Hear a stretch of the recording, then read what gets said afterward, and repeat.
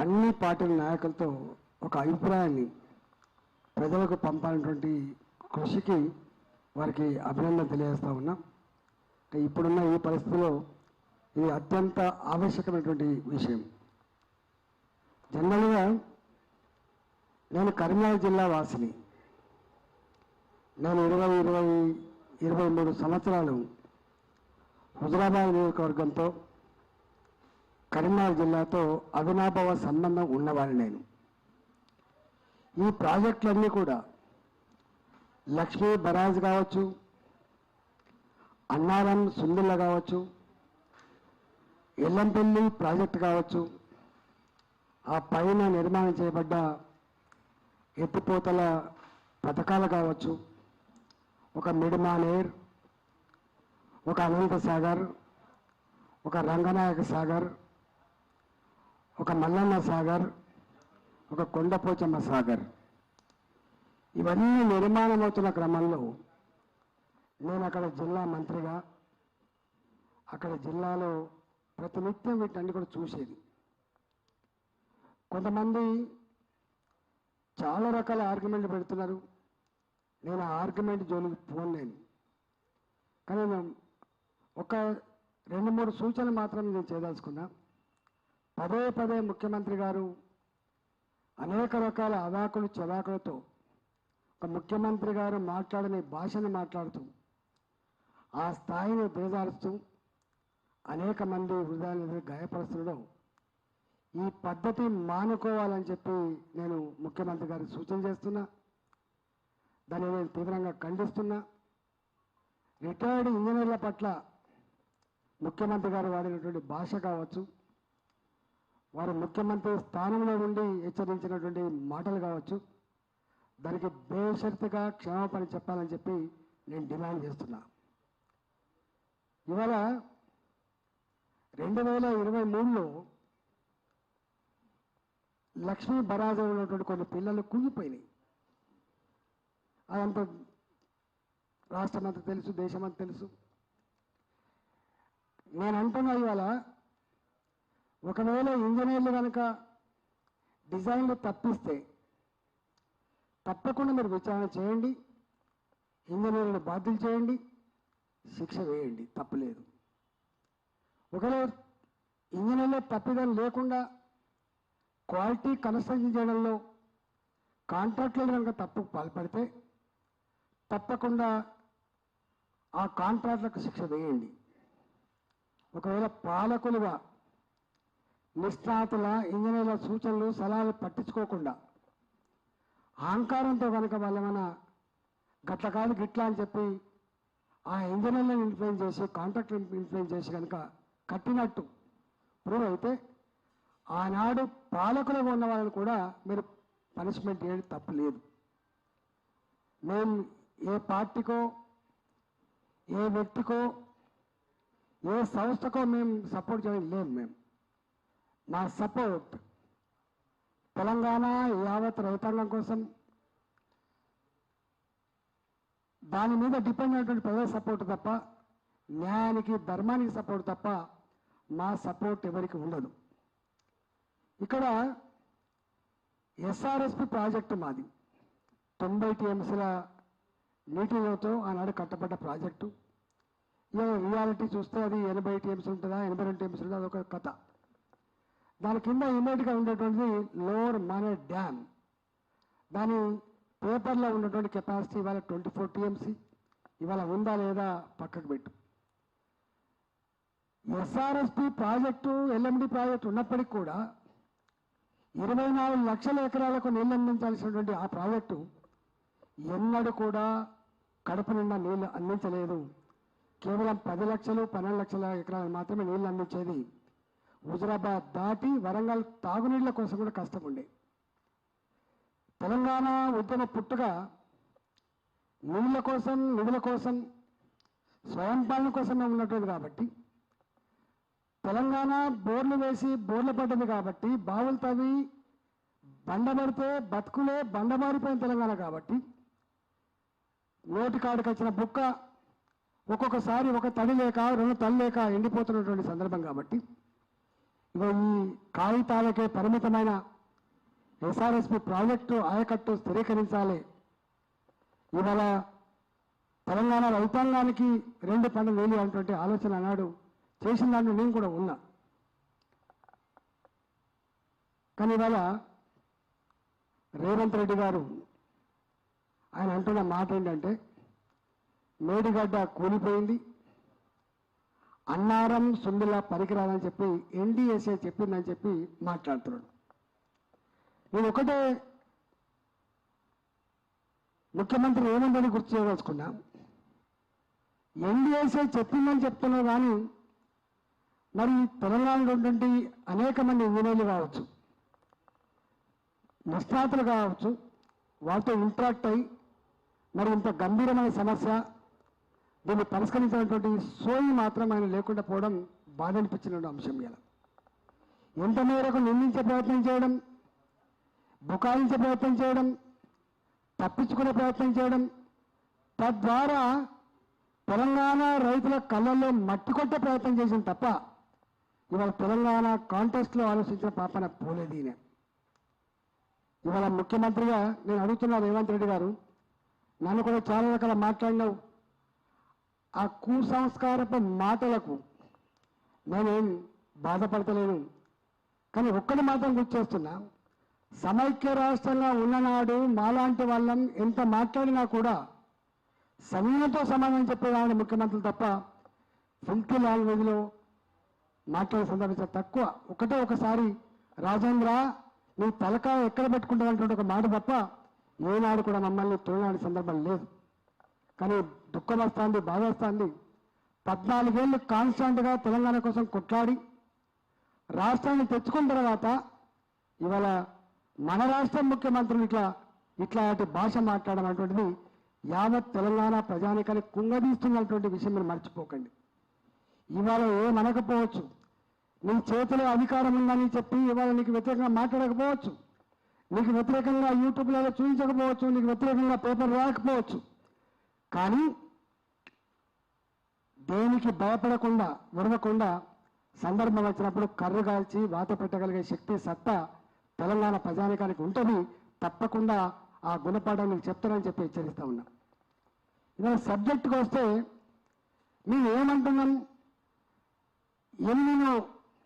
El Niño ఏదైతే వచ్చిందంటున్నారో ఇది భయంకరమైనటువంటి కరువు వచ్చేటువంటి ఆస్కారం ఉందని చెప్పి మనం మాత్రమే చెప్పట్లేదు. అమెరికాలో ఉన్నటువంటి పర్యావరణ శాస్త్రవేత్తలు కావచ్చు, వాళ్ళు చెప్తున్న మాట ఏంటంటే చాలా భయంకరంగా ఉండబోతుందని చెప్తున్నారు. మీకు తెలుసు కదా, మీరే చెప్తున్నారు వర్షాలు పడితే బ్రహ్మాండంగా వ్యవసాయం అయితే 2,80,000 మెట్రిక్ టన్నుల 2,80,00,000 మెట్రిక్ టన్నుల ధాన్యం పడిందని చెప్తున్నారు కదా. ఇవాళ తెలంగాణలో ఎక్కడ కూడా ఇవాళ వేసిన విత్తనాలు మొలుస్తలేవు. ఒకసారి పత్తి విత్తనాలు వేసిండ్రు, పొట్టిపోయినాయి, ఎండిపోయినాయి. రెండోసారి పత్తి విత్తనాలు వేసిండ్రు, దాన్ని మొలవాలని చెప్పి కుండలతో బిందెలతో నీళ్లు పోస్తున్నారు. నేను కన్నార పోతే నా మీద పడి మనసు చచ్చిపోతే ఎట్లా ఎడుతున్నట్టు ఏడుతున్నారు. బిడ్డ నువ్వు మాట్లాడతలేవు, నువ్వు చెప్తలేవు, నువ్వు వస్తలేవు అని చెప్పి మాట్లాడుతున్నావు.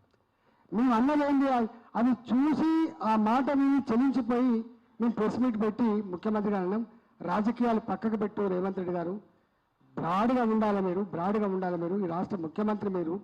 రేపు మంచి అయినా చెడైనా మీ మీదకే వచ్చే ఆస్కారం ఉంటుంది కాబట్టి వాళ్ళ మీద వీళ్ళ మీద నెపం నెట్టి తప్పించుకునే ప్రయత్నం చేయకు. మీరు బోన్లు నిలబెడతా అనుకున్నదేమో కొద్దిమందిని, కానీ నువ్వు బోన్లు నిలబెడుతున్నది మాత్రం తెలంగాణ రైతాలను నిలబెడతా ఉన్నావు, రేపు హైదరాబాద్ ప్రజానికాన్ని నిలబెడుతున్నావు అని చెప్పి నేను మాట్లాడినా. ఇవాళ ఎల్లంపల్లి ప్రాజెక్ట్ ఏదైతుందో ఈ లక్ష్మీ బరాజ్ అన్నారం సుందిళ్ళ నుంచి వెళ్ళి అక్కడికి ఎత్తిపోస్తే ఒక 6 టీఎంసీల నీళ్లు రేపు ఎన్టీపీసీ కావాలి, ఒక 5 టీఎంసీల నీళ్లు సింగరేణి ఆద్యంగా నడుస్తున్నటువంటి జెన్కో స్టేషన్ కావాలి, ఒక 4 నుంచి 5 టీఎంసీలు లోకల్ డ్రింకింగ్ వాటర్ కోసం కావాలి, 10 టీఎంసీల నీళ్లు ఇవాళ కేవలం హైదరాబాద్ డ్రింకింగ్ కోసమే రావాలి. మీరు ఎక్కడైతే ఎంపీగా పనిచేసిందో మల్కాయిలో, నేను ఇక్కడ ఎంపీగా ఉన్నా, రోజుకు 3 రోజులకోసారి నీళ్ళు వస్తలేవు, 4 రోజులకోసారి నీళ్ళు వస్తలేవు, 5 రోజులకోసారి నీళ్ళు వస్తలేవు అని చెప్పి బోర్లు అని చెప్పి డిమాండ్ వస్తున్న విషయాన్ని ఇక్కడ ప్రత్యేక చూస్తున్నా కాబట్టి నేను సూచన ఏం చేసిన అంటే ఈ లక్ష్మీ బరాజ్ ఇది మరమ్మతులు అయితే లేదా పక్కకు పెట్టు, కానీ కన్నపల్లి పంప్ హౌస్ దగ్గర అది లో లెవెల్లో ఉంటుంది కాబట్టి వాటర్ పోతున్నట్టుగా మనకు రికార్డులు వార్తలు వస్తూ ఉన్నాయి కాబట్టి ఒక నిబంధన పోయి 1,00,000 కుసకుల నీళ్ళు కనుక పోతే 98-99 మీటర్లు ఎత్తుందని చెప్పి అంటున్నారు కాబట్టి రిటైర్డ్ ఇంజనీర్లు వాళ్ళకు ఉత్తరం కూడా రాసింది కాబట్టి మీరు దయచేసి ఎత్తిపోయండి అని చెప్పినాం. రెండో మాట, ఇవాళ అన్నారం కానీ సుందరలో కానీ ఎక్కడ కూడా ఇలా పిల్లలు కుంగిపోయినట్టు కానీ చిన్న చిన్న బుంగలు పడితే పడవచ్చు. ఇప్పుడు చెర్లకు కుంటలకు బుంగలు పడతాయి. ఆ బుంగలకు అప్పుడప్పుడు ఇసుక బస్సు తీసుకుపోయి తొక్కి, లేకపోతే చెత్తను తీసుకుపోయి తొక్కి ఆ బుంగలు ఆపుకునే కల్చర్ ఉంటుంది తెలంగాణలో. ఇక్కడ కూడా నిజంగానే బుంగలు ఉంటే మనం రెక్టిఫై చేసుకోవచ్చు. కానీ ఎన్డీఎస్ఏ రిపోర్ట్ ప్రకారంగా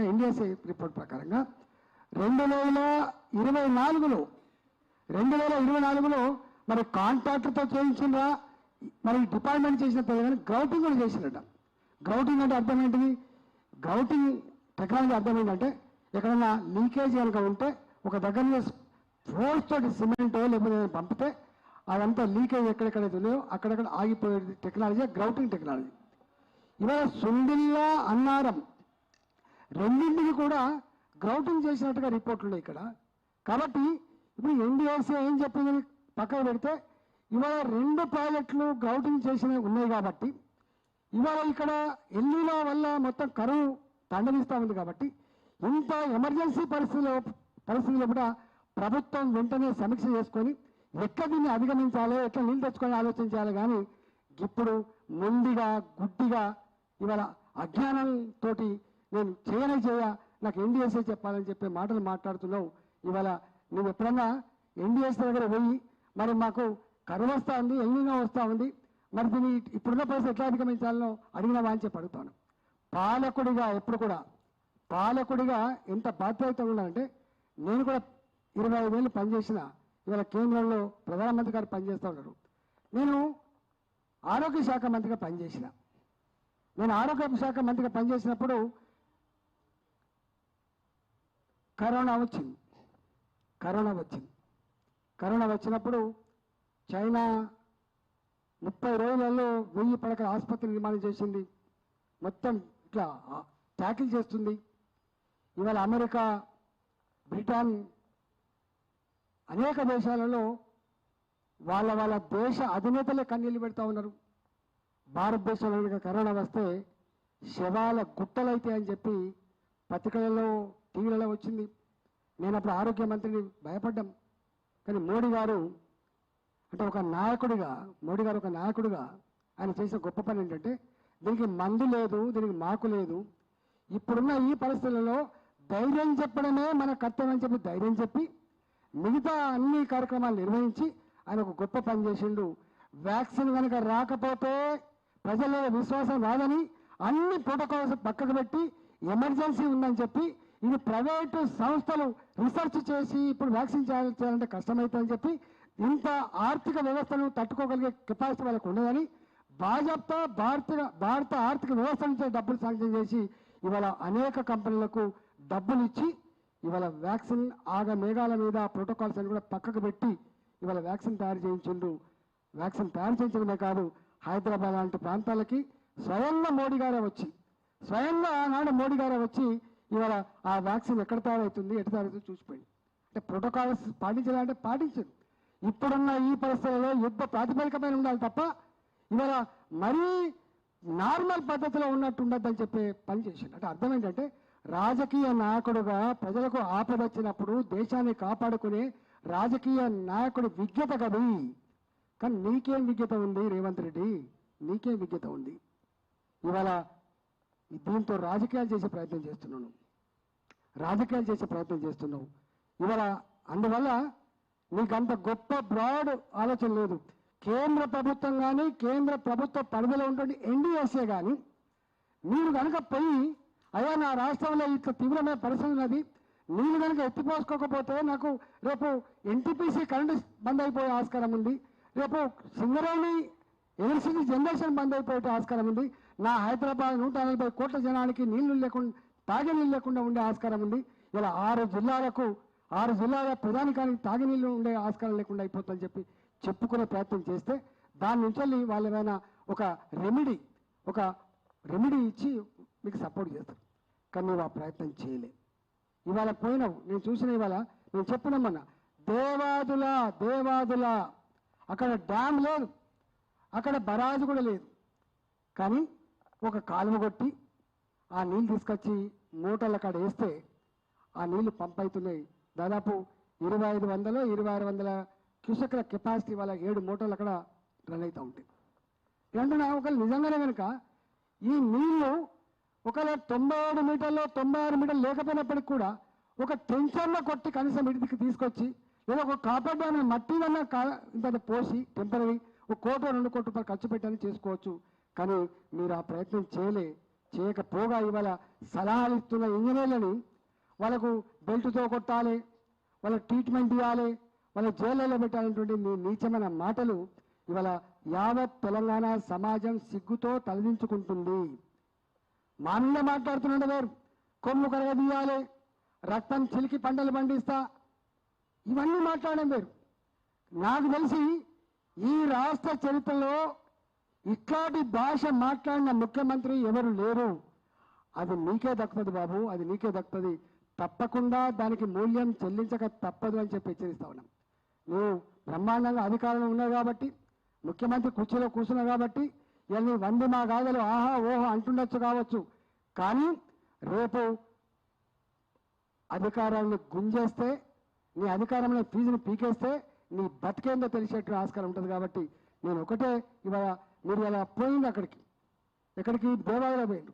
మీరు దేవాలయంలో పోయిన వాళ్ళు పోండి, లక్ష్మీబాయి దగ్గరికి పోయినండి, అన్నారం సుందరి దగ్గరికి పోయినా ఎన్ని నీళ్ళు స్టాక్ ఉన్నాయో మనకు శ్రీపాద ఎల్లంపల్లిలో వెంటనే మీరు ఇలా ఎన్డీఎస్ దగ్గర పోయినట్టుగా తెలుస్తూ ఉంది. తక్షణమే రాష్ట్ర ప్రభుత్వం ఎన్డీఎస్ని కన్సల్ట్ చేయాలి, ఇక్కడ ఉన్నటువంటి పరిస్థితులు వివరించాలి, దానికి తక్షణ రెమెడీ ఏందో చేయాలి. ఇవాళ నీళ్లు లిఫ్ట్ చేయాలి. ఇవాళ తెలంగాణ రైతాంగం యొక్క పంటలు కాపాడాలి. దానికంటే ముందు తాగే నీళ్లు, దానికంటే ముందు ఇవాళ జనరేషన్ స్టేషన్లకు నీళ్ళు అందించేటువంటి గ్యారంటీ చేయాలని చెప్పి నేను డిమాండ్ చేస్తున్నా. మరొకసారి ఇవాళ ఇంజనీర్ల మీద చేసిన నీ కామెంట్స్ ఏవైతున్నాయో వాపస్ తీసుకోవడమే కాదు, బేషరతుగా క్షమాపణ చెప్పాలని చెప్పి డిమాండ్ చేస్తా ఉన్నా. రాజకీయాలు పక్కకు పెట్టి ఇవాళ తెలంగాణ రైతాంగాన్ని కాపాడే ప్రయత్నం చేయాలని చెప్పి నేను డిమాండ్ చేస్తున్నా. హైదరాబాద్, ఉత్తర తెలంగాణ జిల్లాల ప్రజానికానికి తాగునీళ్ళు ఇచ్చేటువంటి స్కీములు తక్షణమే మీరు నేను ఉన్నా అని చెప్పి భరోసా ఇవ్వాలని చెప్పి నేను డిమాండ్ చేస్తున్నాను. నా మీద గౌరవం ఉందా లేదా నిర్ణయించేది ఆయన కాదు. నా పట్ల ఏ గౌరవం ఉన్నానో తెలంగాణ ప్రజలకు ఉంటుంది. నేను 25 సంవత్సరాలు తెలంగాణ ఉద్యమ బిడ్డగా వాళ్ళ కళ్ళ ముందు ఈ స్థాయికి ఎదిగిన బిడ్డ నేను. మేము శవాలు మోసుకపోయినప్పుడు కూడా, తెలంగాణ ఉద్యమంలో అంత ఎమోషన్ స్పీచ్లు ఇచ్చినప్పుడు కూడా మా భాష ఇట్లా లేదు. మా సంస్కారం, మాకు సభ్యత మాకు తెలుసు. అందుకనే గాయపరచడం తేలిక. ఆయన మాటలు గాయాలు ఎంత బలంగా వేస్తున్నాయో, ఇలా మాటలు ఎంత గాయపరుస్తాయో అవి రేపు ఎట్లా ఇంపాక్ట్ ఉంటుందో మేము తెలుసుకున్నాం. కాబట్టి సంస్కారహీనంగా ప్రవర్తించద్దు.